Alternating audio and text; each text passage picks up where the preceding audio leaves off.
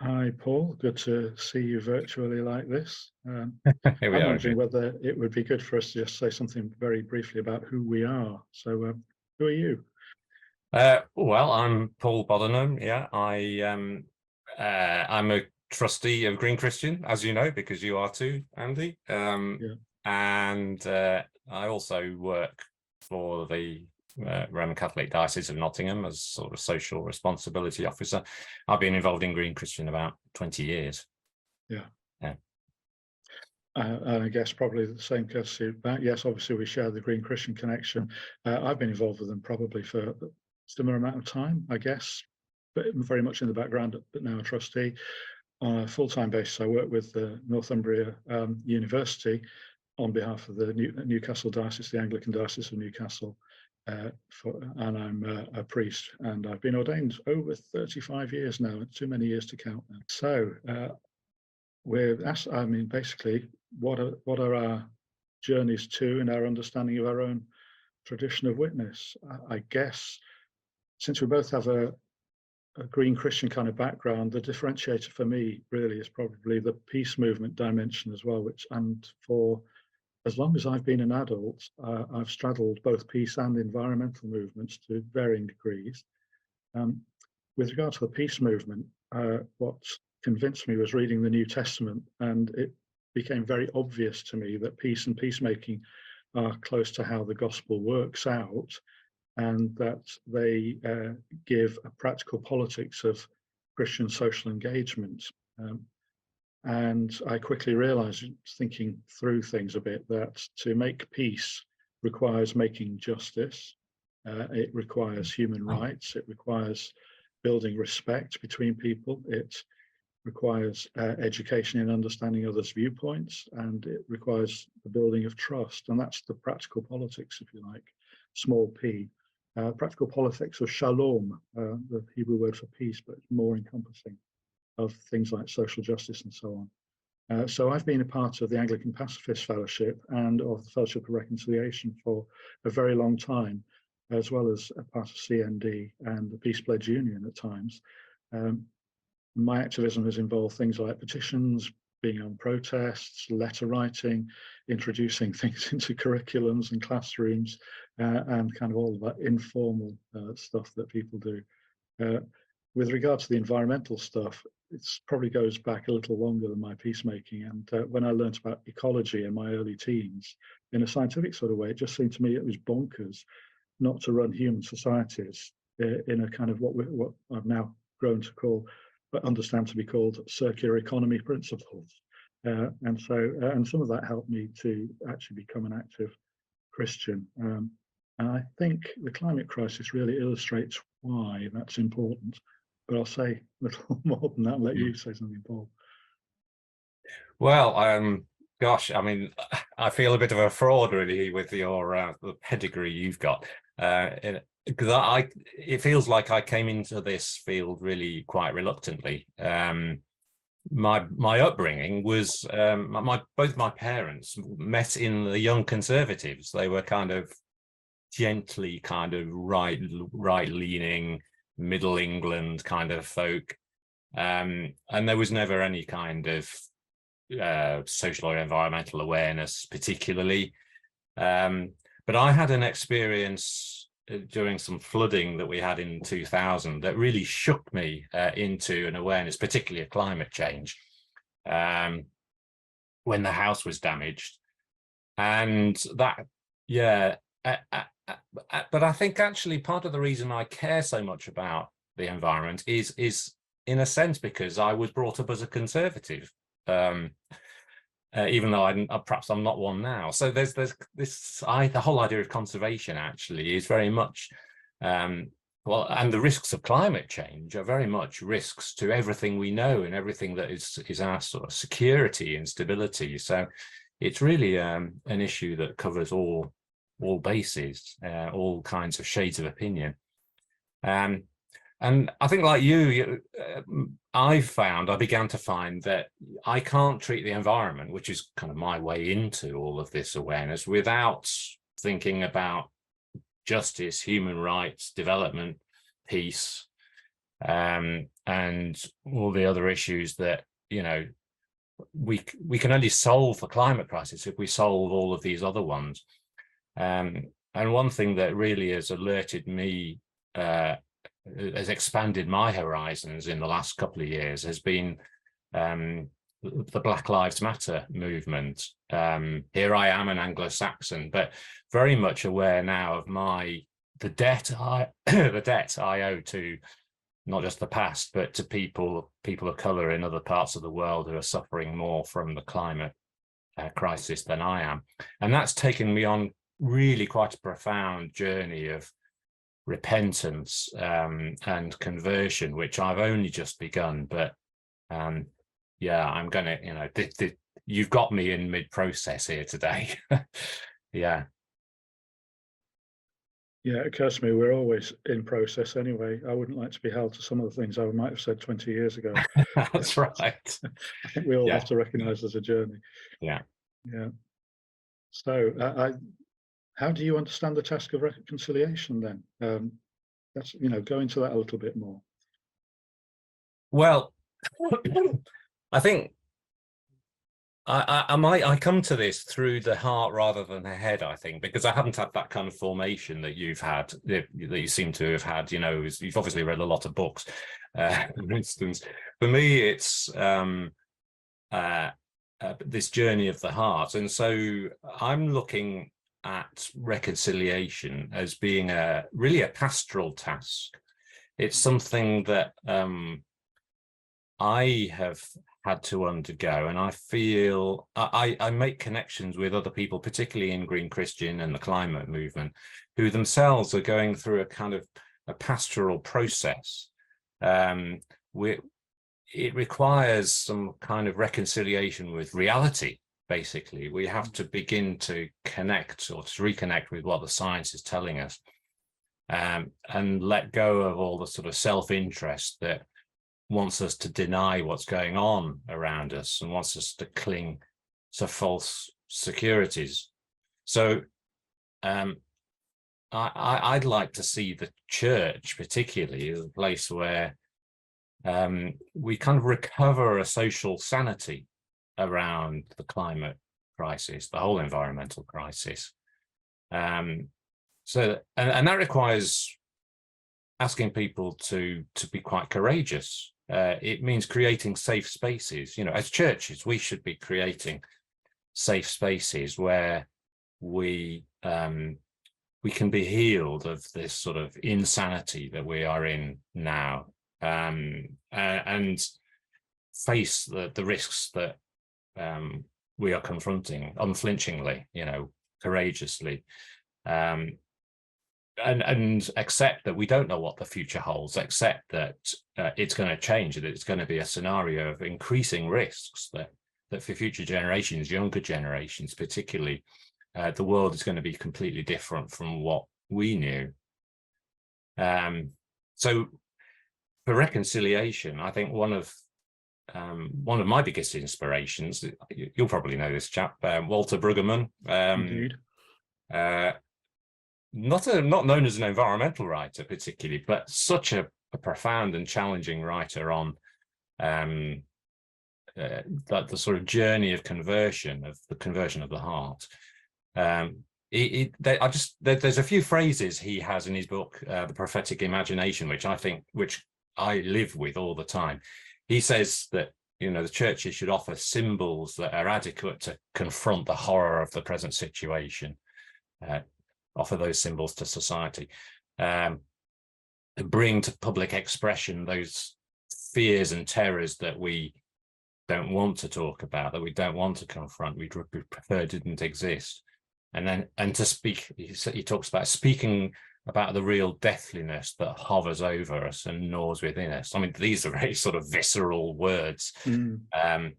And that's the work of reconciliation I see that Christians need to do. How about you? How do you see it? I resonate a lot with what you've just been saying. I think the truth telling, you know, speaking the truth in love, to quote a piece of scripture, is fundamental, really. So yeah, for me that's really important. And one area where I see this played out very starkly is media and social media in particular. And I kind of think that part of the Christian reconciliation task is to try and wrestle with what it means to help truth to be heard against the background where there are lots of vested interests, sometimes paying big money to try and make sure the truth isn't heard, or at least their spin on it is the thing that predominates. And of course, quite often a half-truth is tantamount to a lie. And we're seeing that played out big time in a lot of politics and environmental discourse at the moment, and ramping up in all sorts of areas. I mean, I don't think it's insignificant that, 70 years or more beyond, the founding of Madison Avenue, the advertising industry, there's a lot being learned about that, and most of the general public aren't aware of how easily we can be manipulated. Our psychological lacunae, gaps in our psychology and so on, can be exploited, and how framing things in certain ways just takes us off in certain directions. And I think part of the church's task, it's a formational task for the whole church, really, is to help us to become aware of our own psychological flaws, would be too strong a word, but this area of biases, cognitive biases, and that kind of thing, and help us to start to think about how we look at the world and how we hear other people's opinions and reports and so on, and be able to be aware of our kind of weaknesses that might lead us to conclude too early that something is true when perhaps it isn't, or when perhaps something else should be said. And then there's the whole task, I think, of actually how do you then try to speak, if not truth, at least poignant and pertinent questions into that public debate and so on, so that people are arrested in their sense of just getting het up about something. How do we calm the atmosphere and bring people back to examining evidence together, listening to one another's concerns together, affirming one another, and not just kind of batting the other person away as a kind of symbol of something you want to remove from the world. And I think that happens in social media, and I think there's a very real task there, because an awful lot of, I think a lot of people have been in effect radicalized through interactions in social media. Those are driven by money, and unfortunately, it's anger that sells, advertising in a sense. So we are where we are. But Christians, we need to find ways to speak into that kind of a situation, I think. Yes, it matters, because we're living now certainly in the UK, and we've seen it in the United States as well. I guess it's across most of Europe, maybe the whole world, this sort of upwelling of conspiracy theories, and this matters to environmental issues, to environmentalists. It matters to everybody, because it matters to environmentalists, and we care about keeping a world that keeps everybody alive. Because there are all these conspiracy theories beginning to connect with each other, and these sort of attitudes of exclusion and whatever the opposite of reconciliation is, of division. So we, for instance, in the UK, we have Brexit. That there was a lot more going on there than just disaffection of white working class people, kicking the governments. And it's developing further. We're seeing the xenophobia that was always an issue before, but that's not gone away. And I had hoped that Brexit, for instance, would have relieve some of the, let some pressure out on that and actually calm things down a bit. But look at the kind of migration policies that this government is now bringing in. These matter to me as an environmentalist, because I'm seeing a society that is becoming less and less ready to cope with less and less capable of coping with the pressures that are going to be coming as climate continues to change. We're going to be having far more people moving around the globe. We're already having people moving across Europe, for instance, to escape heat in the Western Mediterranean, for instance. People who retired to Spain now coming back to Britain because it's getting too hot. That's going to grow, and we're seeing a continuing disintegration of global solidarity. And that global solidarity we need not just for peace, but we need it in order to navigate this deeply conflicted and uncertain future that we're going into. So, I think it puts us in the position, this is something else I'm kind of working on, is how much we not only name the good, but also denounce the bad, how we how critical we are, and how much then we risk alienating people and causing division, and then fueling culture wars. We're in a really tricky position now, because almost it feels like anything we say is just going to make matters worse, but still we have to speak the truth, as you say. Speaking the truth will cause division.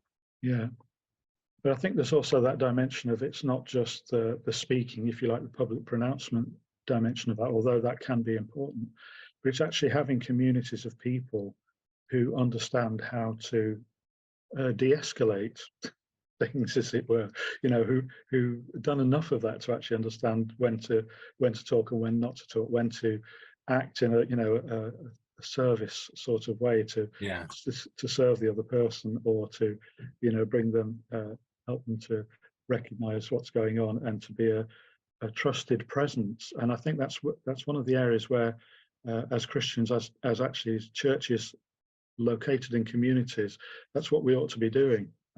Really, I kind of think that on the kind of formation of ministers, on the curriculum for that, we need to have peacemaking understood fairly broadly as a wide, big part of the role. The idea of learning how to resolve conflict, how to recognise what's going on, where a conflict might be building, and how to become a part of the process to de-escalate that. So, and I think that ought to just be part of what we do as churches. It's hardly ever been on the agenda at all, as far as I can tell. And yet it's absolutely vital. I mean, I work in theological education very part-time, and I really want to see this as part of what we do, but it's really hard to know how to get it there, really, because the curriculum is built with a whole load of other issues at heart, and yet this one's so important.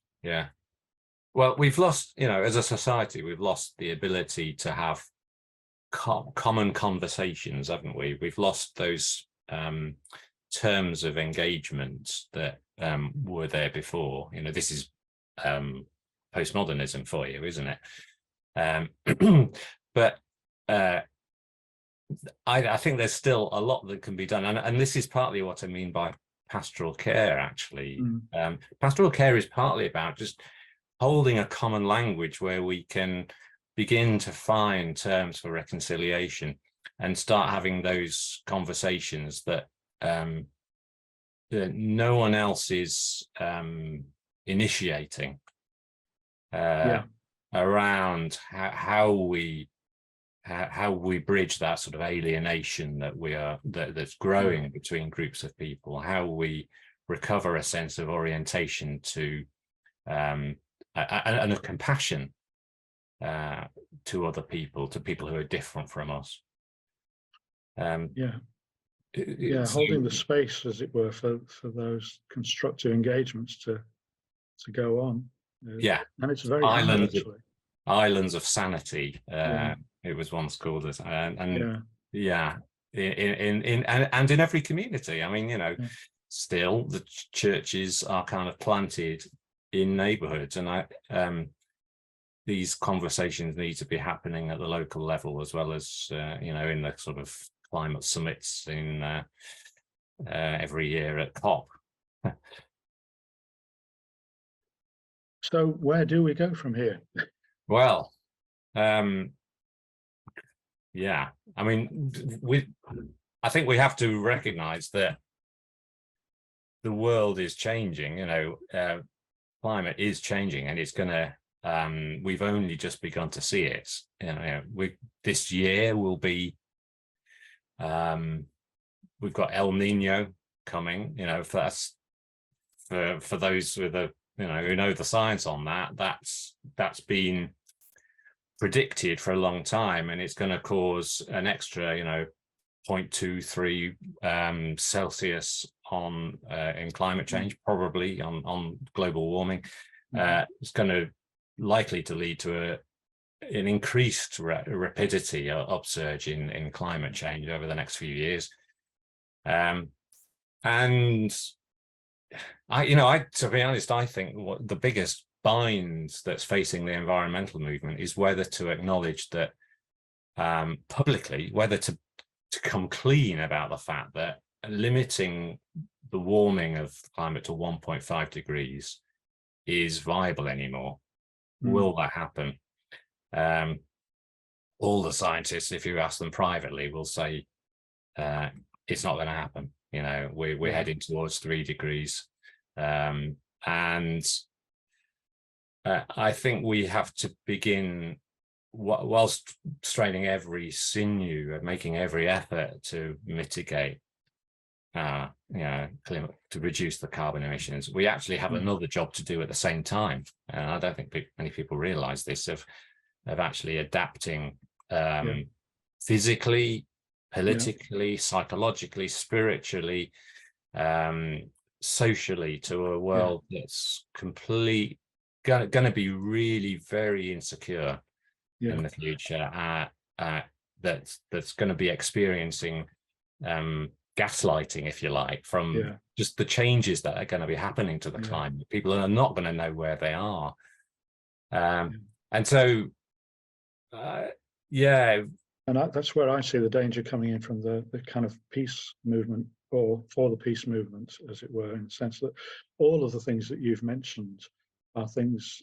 that are going to increase anxiety, are going to increase the likelihood of people blaming other people for this, that, the other, looking for scapegoats.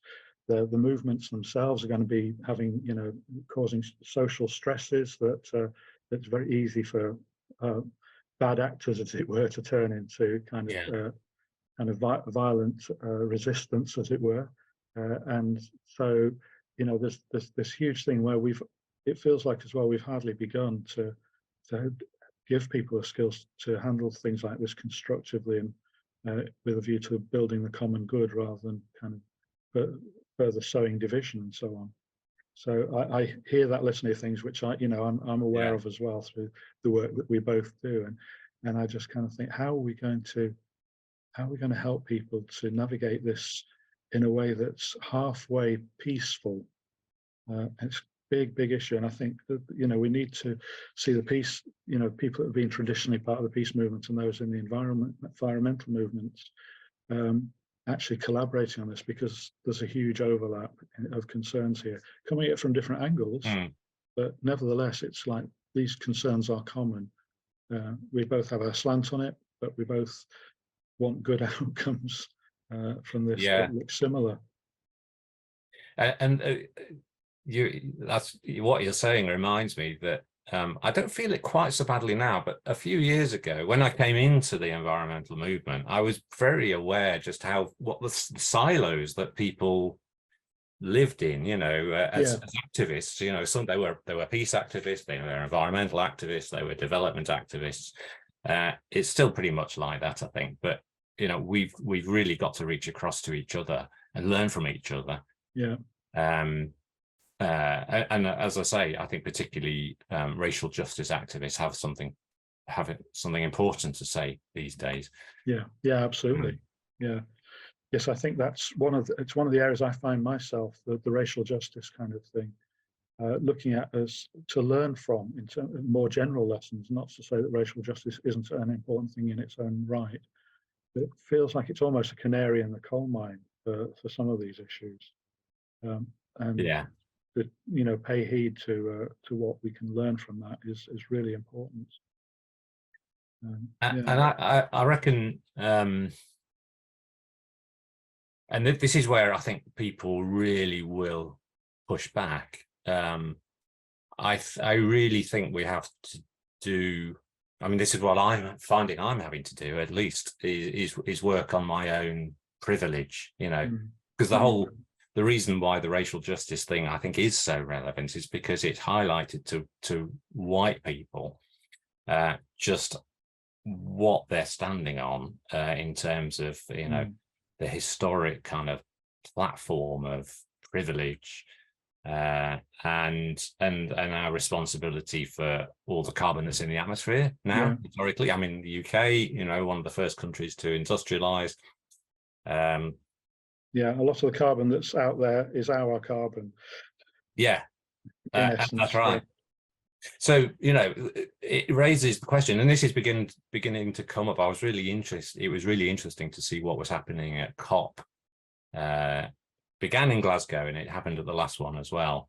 Particularly was this new focus on loss and damage.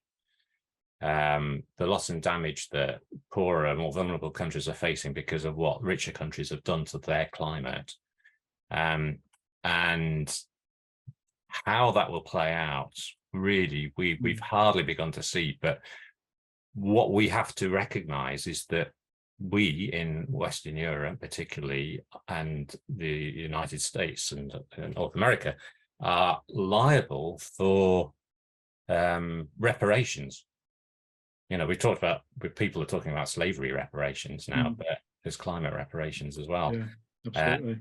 That's going to be that's going to become a culture war issue.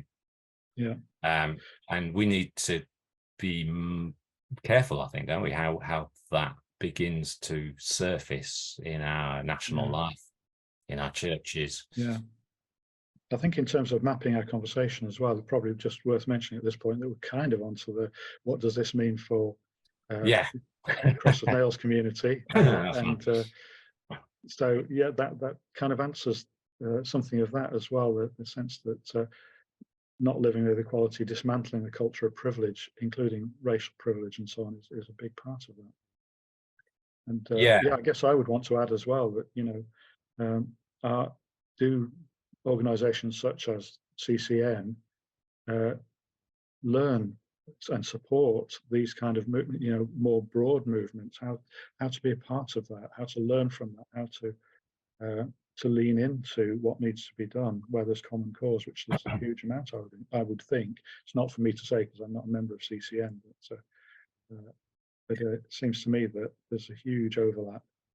I've learned, from my modest association with CCN, a heck of a lot, because, you know, I think they're bringing in, I think the whole narrative of reconciliation, the challenge of reconciliation, has really opened my mind to the depth of the change, the profound nature of personal and collective change that's needed, and the tools that are needed to navigate that change. So I think organizations like ours here today are really have an important contribution to make, and I'd want to call that forth. You know, I'd want to say, come on, you know, you've got something that the environmental movement needs, and we need to hear it. But equally, I think it goes the other way. So it's not just about sort of, you know, not just about healing the wounds of the past, which of history, which obviously is an aim of CCN, but it's about healing the wounds of the future that are rooted in the past, wounds that have yet really to show themselves, and you know, not just about learning to live with diversity, but actually not tolerating our own settling for our own privilege. For instance. So there's a lot to unpack there, and I really hope we get into that. I mean, I think the word reconciliation is one of the words that really needs to be part of the bigger debates that we've been talking about there, because I think it does say something more than, for instance, tolerance. It's not just agreeing to live side by side and with differences, but actually to actively cultivate relationships of shalom, to pick up a word I used earlier, and how to do that to tall order. that it's what's needed. Well, I shall be fascinated to hear what people make of it. Yeah, indeed. It'd be very, very interesting.